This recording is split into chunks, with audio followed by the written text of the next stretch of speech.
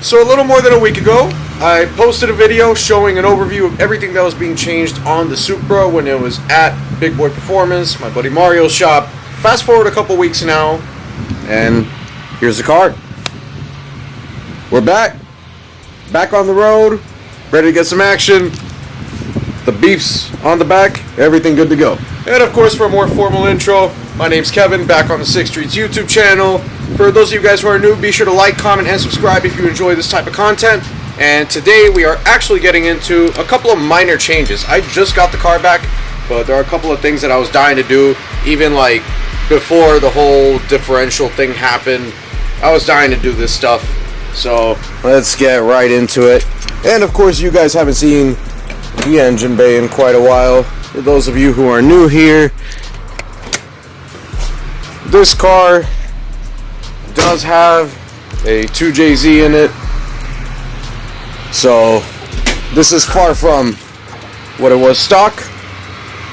Just a stock motor, E85, big turbo. That's pretty much all it's got. Our last dyno was 630, but since we went to a taller gear ratio, we do have to retune. But before we do that, I'm just kind of cruising around, enjoying the car, enjoying life with it. It's been a really long time since... It's been a really long while since I was last able to enjoy this thing properly. So of course, before getting into all the get faster stuff and, you know, head work or anything else like that, I wanted to just cruise around and make some quality of life changes to the car and just make it a little bit prettier as well. So, first change. See these old radiator brackets right here? No longer. We're running this. 2JZ, no shit. These were actually developed by Sleeper Designs, group buy on the Facebook groups happened, and that's how I managed to pick these up. So yeah, we're gonna change these out, and I know the rest of the engine bay isn't all too perfect. It's got a lot of paint chips and it's pretty dirty, but in the meantime, I don't really have a reason to pull the motor, so just petty changes like this will help make it a little prettier. I'll worry about getting some paint done and everything later on down the line. To do this, pretty self-explanatory. Just remove that bolt, put your new one. They actually come with some Allens here that look prettier than these factory bolts. So yeah, that's pretty much all we're doing right now in the engine bay.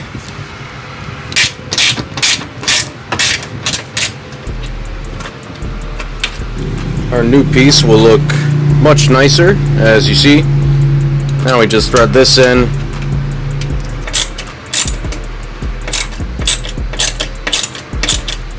Alright, so we got this one on.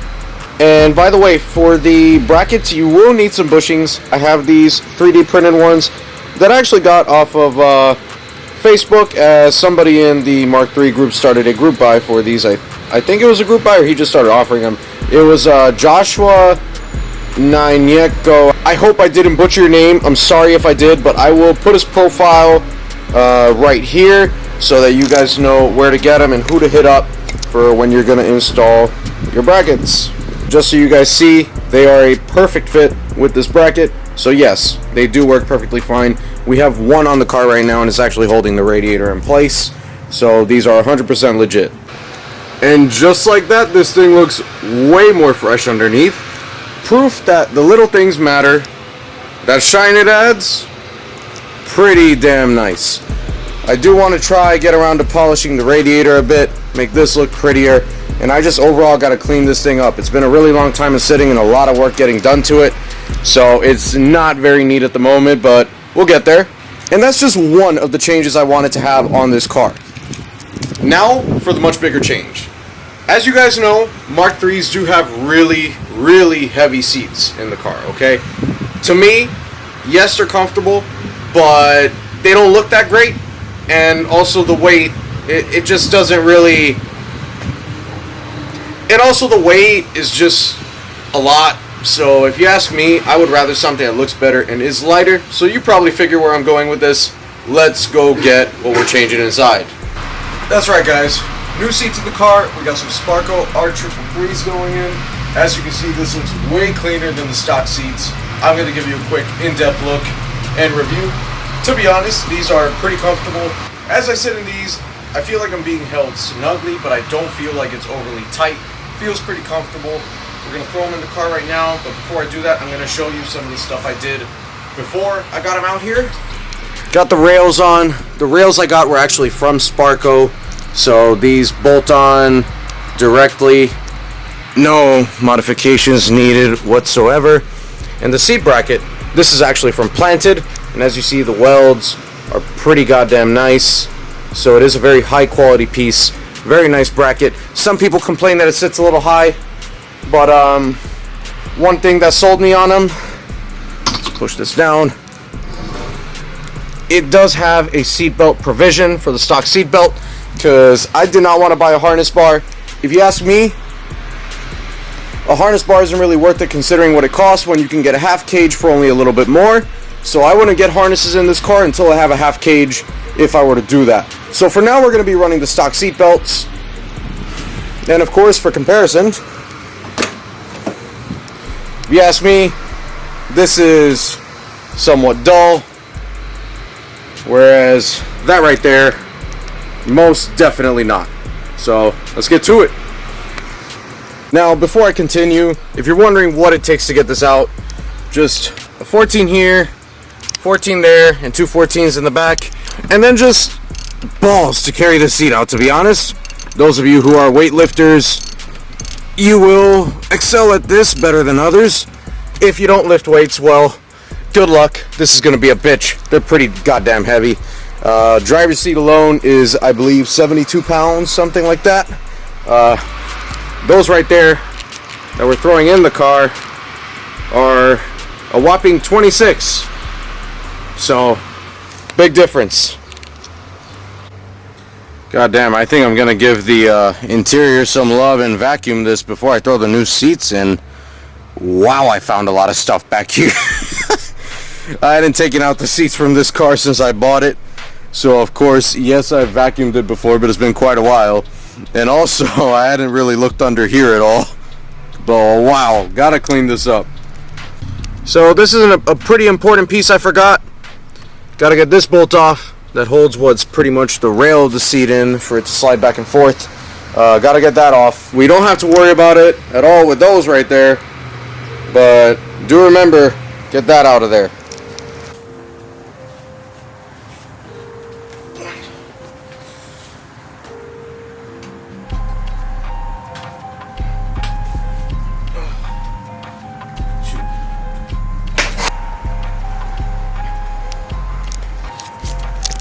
So, had to take a break in between, eat some food, take care of a couple other things, and finally came back out tonight to finish the seats. On your factory seats, you might notice the bracket for your seatbelt buckles has threads. So, you just put in this bolt right here. You just thread this in, and it holds it. Whereas with Planted, yes, you do have a provision for your, it's gotten super dark out, let me pull out my phone.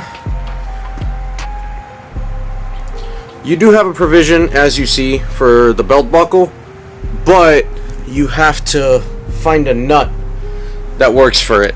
There is no thread on that, which in a way is convenient because any size works, but also inconvenient for the sake of just having to thread something in there in a really tight space, as you see. But no complaints other than that. Right now, you see there's this connector for the buckle. I'm trying to see if I can get the harness that connects to it out of this little piece right here. Trying to see if I can, but I really don't know if it's possible because it kind of connects to the rest of this whole mechanism here. So, gonna see what I figure out. Otherwise, we'll just throw it in like that. With the buckle disconnected. I'm sure that's probably just the light letting you know you don't have your seatbelt. I think that's what it is, which isn't the most important thing in the world, so we can roll without it.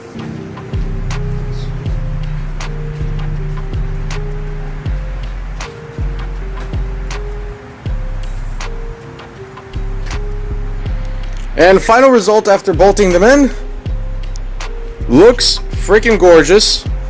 And it does run with the theme of the car, gray and black. However, Unfortunately, I will say they sit way too damn high. I have like little to no headroom left. I was told Sparcos do tend to sit higher, but some people were running the Sparco brackets and the seats without complaints, but man, I'm not really happy with the fitment. They look great, but I'm not happy with how I sit in it, which is a bit of a problem. I'm probably going to rock this for a bit and then see what other solutions I can do. These brackets sit way too high. Way too fucking high. Maybe I can get them slightly modified to be lower. But wow. Really happy with the way it looks. Just unfortunate the way it sits. Not everything we do on this channel works every time. So yes, I'm going to be rocking this for a little bit, but I do have to find another solution. That is quite disappointing, actually, that I'm not that comfortable in there. I was warned about this, but I thought, like, I'm not that tall a guy. There's no way it's going to be that bad. And yeah, it's pretty bad. Yeah, right. So I'm going to finish putting in the passenger seat, and then we'll get a final look at how the car looks after this. Alright guys, new day, just got out of work, so I figured I'd give you guys an update on what the car looked like when I put the second seat in, which I did the day after, but I only have it presented actually because I'm having a bit of an issue with it. And of course you see, it looks freaking awesome from the front. I love it. And from the back you kind of see through the windows, it looks really, really damn clean too. You see that there. Very nice, but, gotta unlock. This seat, when I put it on the bracket, sat a little too far to the left, so I did not have any room whatsoever to mount. You're probably not going to be able to see it, but let me see if I can brighten up. You can't tell too much there, but I had absolutely no room to mount the seat belt because the seat is sitting right against the provision for the seat belt. So that's the issue we're having there. These seats are going to have to come out. Well, this seat is going to have to come out. The driver one is fine. And one quick tip for you guys when you do this, if you do get something like a Sparco seat with dual handles, at least in this case, for me, I ran into the issue where this on the driver's side, you'll see, really got to brighten up here. You'll see how the buckle can come into contact with the handle. The best idea would be to remove the side you're not using. Well, the side that's more difficult to use, I guess, because you can use the handle. But say for the passenger side, leave the right handle on it, remove the one on the left, and for the driver's side, remove the one on the right, leave the one on the left. That would be my pro tip, because that would make life way easier, and also prevent the seat from just randomly falling all the way back, which did happen to me once already. So yeah, that's just a recommendation on my end. As far as the final product though, of the look, I can't be any happier. The one problem I'm having is, as I said earlier in the video, they do sit way too damn high. And even for the purpose of recording with a GoPro, it's pretty damn inconvenient. As you can see, my point of view, I can see my hood like quite a bit more than before. But I will say, with use, the seat has gone down a little bit. But if I try to put the camera up so you guys see like kind of what a GoPro would see, that's way too damn high. Like, it's really annoying. Probably gets the visor too, so for that purpose, it's definitely obnoxious. Also, just want to demonstrate how ridiculously high the planted bracket sits in this car. It's at least a solid 2 or 3 fingers off the ground at this point right here, and then way off the ground all the way back. Although of course the height has to be consistent, so that's just the way it's gotta be. But maybe there's a way to cut the legs down a little bit and get this seat slightly lower and get just the right look. And as you see from this angle, looks like a much cooler cockpit now. But that's the only issue I have with the seat. Now, if we're able to get the seating position perfect, I'd be more than happy and super stoked, because I really like the way this looks, honestly. I love the look of it, so I wouldn't change it for anything in the world. But this is a massive inconvenience as far as the way I'm sitting.